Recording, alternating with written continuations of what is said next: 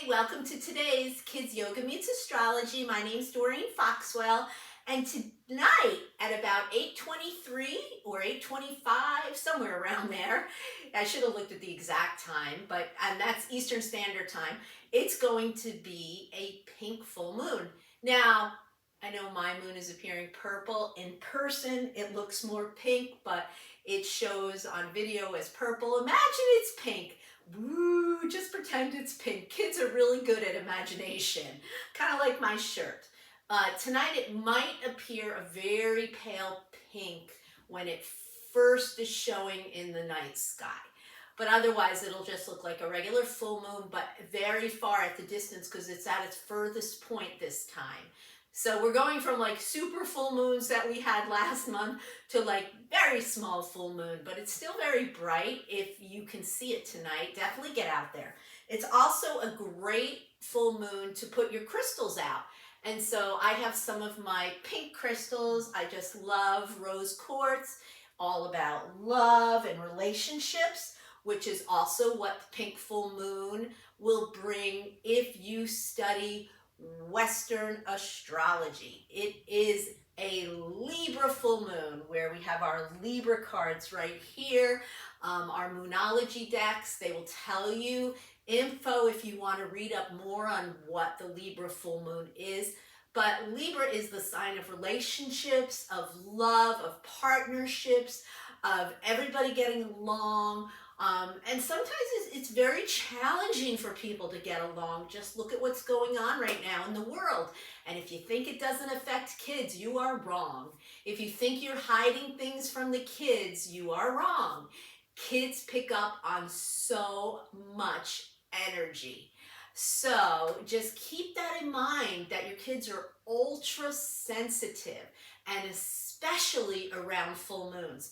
I could see the kids affected by this as early as Tuesday this past week leading up to this full moon.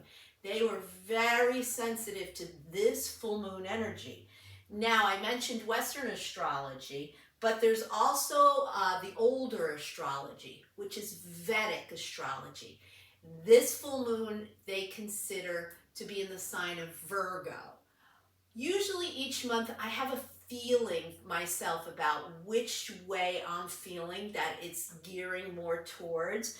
The Virgo full moon, Virgos are a healing sign. They want to heal everybody. They're the ones that kind of work on lost causes. They're the ones that might be like, I can fix this person, I can help this person, I can change this person. They're the ones that don't know when to stop and look inward into themselves, let's say, and work on themselves versus trying to change others. But they make great nurses, great mothers, and so that's the energy of this full moon if you are going with Vedic astrology or Virgo. So does the world need healing right now? Yes.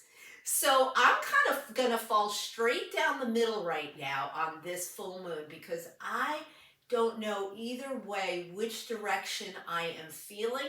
So I'm going to let both kind of migrate in and feel both. But either way, we're going to call it the pink full moon.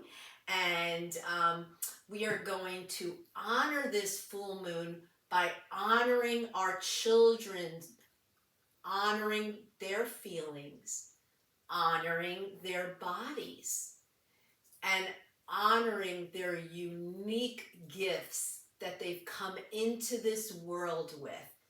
Every child today has come in with a higher spiritual awareness than children of yesterday. Take my word for it. I've been working with children for over 30 years.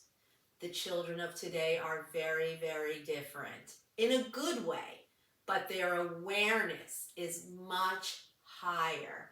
So it's important for us as parents and grandparents like myself to make sure that our awareness is up there so that we can relate to these children, so that we can support these children. One of the best and easiest ways to do that is through yoga meditation, mindfulness, and the healing arts by healing ourselves. So if you are able to get outside and be around earth, be around flowers that are just starting to pop up, minus my friends in New York and New Jersey and that whole area that just got snowed on. By tomorrow, hopefully it melts. But be around trees, be around plantings, or even plants in your own home. You want to feel that connection because it will help you to raise your own awareness, your own spirituality, so that you and your children and or grandchildren can be able to connect on that same level. And so you don't have to do any fancy yoga poses. You don't have to do any fancy breaths, though I'm going to show you one today, or I'm going to talk about it because if I stand up, I'll go out of frame. A walking meditation. I absolutely love walking meditations, and we taught the children this all this past week. What you simply do is each step that you take, one step you inhale, the next step you exhale. One step you inhale, the next step you exhale. Now, if you can do it barefoot in your gardens, out in your backyard, that's the best. If you're going to the beaches over spring break, do it on the sand. Inhale, exhale. Now, if you have very little ones, they don't understand what inhale, exhale is, so it's breathe in, breathe out. Now, they like to walk faster, so they have to breathe faster. Breathe in, breathe out, breathe in, breathe out, breathe in, breathe out. Walking meditations help you just focus on one thing, your breath. Breathing in, breathing out, breathing in, breathing out. And I hope that you have the most beautiful pink full moon. I will see you next time. Namaste. Have a great yoga day. Happy full moon in Virgo or Libra.